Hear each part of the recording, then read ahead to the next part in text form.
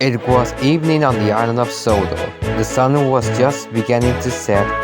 The engines were finishing their works and returning to their sheds. A thick fog began to roll in. Percy had finished delivering the mail train, and he was heading down the outbridge. He was tired, and he needed a long rest. It was a shortcut to get home. But even the fog Percy knew where he was even in dark. "We should be fine now, but I think we're nearly there," said Percy, exhausted.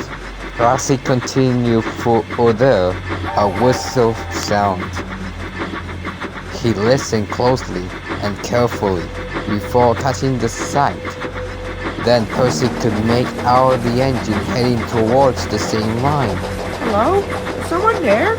No reply. Just closer there to the end, it disappeared in the fog. Percy lost the mysterious engine. Percy soon arrived at the sheds. He got exhausted about the long journey, but he was very uneasy. The engines could hardly tell their friend was not in a good or in his way. "Percy!" called Edward. "Is everything alright?"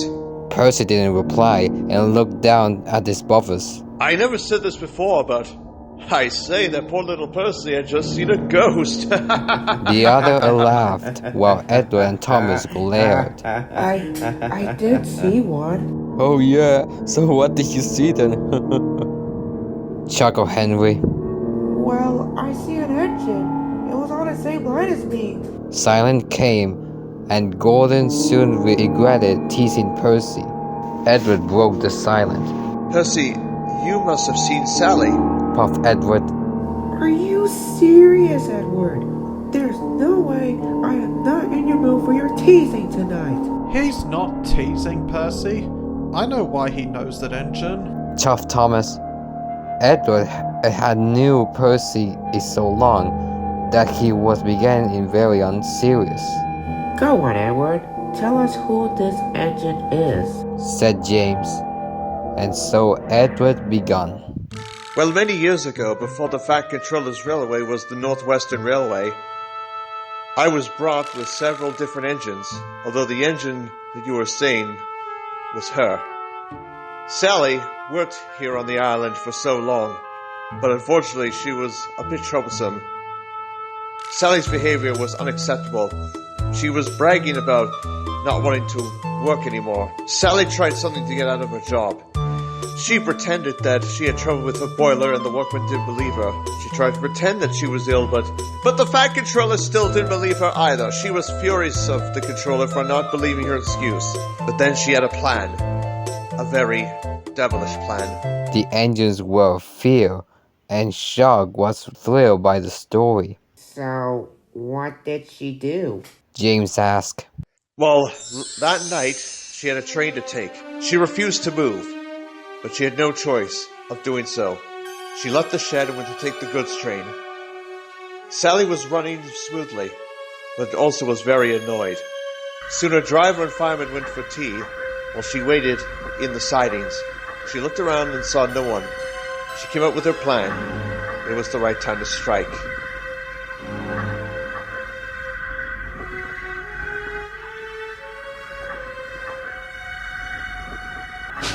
But no sooner her driver didn't notice that she forgot to put on the brakes, she began moving on her own and sped down the line. Even the driver, firemen, and the signalman found out what the noise was. They found that their engine was missing. Soon they found the runaway engine. Sally kept on going faster and faster. She had no driver and fireman within the controls.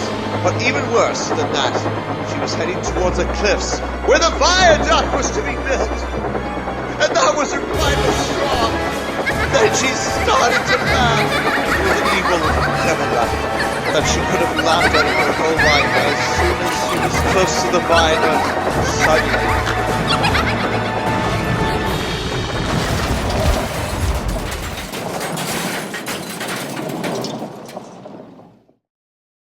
if I was the last thing that she ever did, that night she sealed her fate.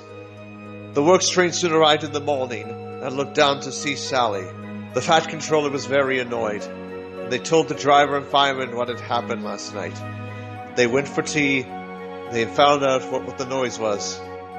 When they got out, they saw that she was missing the seat down the line that night. The controller asked the driver if he put the brakes on, but he said that he already did. But that's when he left. But it was possible how the engines could release itself. They picked up Sally's remains and then loaded them into trucks to send to the scrapyard. The controller said nothing and walked away. Nothing was said or heard from them ever since that day. However, they say that some nights you hear the sound of the engine crossing the viaduct. You can hear her whistle, the sound of Sally, the abhorrent engine. The angels were horrified about Edward's telling our story. All of them, except Gordon. Oh, please. Do you all believe Edward's ghost story? Percy, what you saw, what could have been an imaginary engine, not to mention that you didn't see that Sally, or I don't know what her name is. Puff Gordon. For lady's sake, Gordon, show some respect. And you're telling us that you don't believe in ghosts? Honestly, Thomas, that story was not true. It doesn't say who that engine was. So, it'll be a pleasure for you to all stop telling ghost stories and start acting like big engines, said Gordon, as he puffed back into his berth, not grumbling, drifted in for not believing Edward's ghost story. The next night, Gordon was returning home, which at his coaches. The fog seemed thick and Gordon's lamp can make it of a difference, but he didn't care. So he continued to press on. He crossed the Viaduct Bridge, and then there was trouble. What just happened? Gordon asked. I don't know, said his driver. We should. The coupling to see if it has a loose safety valve. He had to check every single coupling of his coaches, but one from the lake coach had two loose safety valves.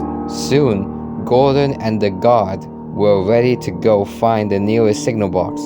As time passed, Gordon felt uneasy than usual. That suddenly, he heard a faint whistle in the distance. He looked around, but he couldn't see anyone. Who's there? He called out. No one replied. The whistling continued to get louder and louder. Yet nobody was there. Suddenly, Gordon could spot an orange engine from the viaduct. No way! It can't be! Could it be? And there was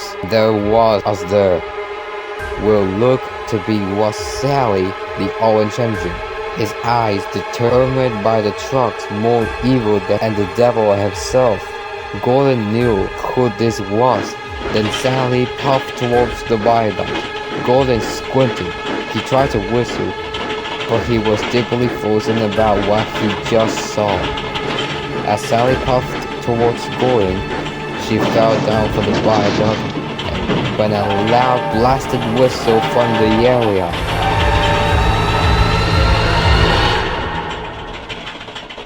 That there was silence, literally just silence. Gordon was deeply horrified by what he saw. He closed his eyes, not waiting to know what happened, but just as he closed his eyes, he heard the footsteps stomping coming. It was his crew along with the guard came back. They looked to see Gordon. It was very shaky. Gordon? Called his driver, who was standing in front of him. Are you alright? Sally was there. Edward was right. Gordon cried. His driver and fireman were confused.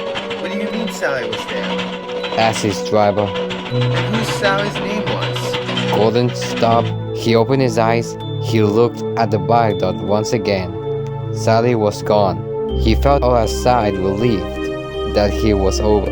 It's nothing. Let's just go already, replied Gordon. His crew didn't mind mention it soon.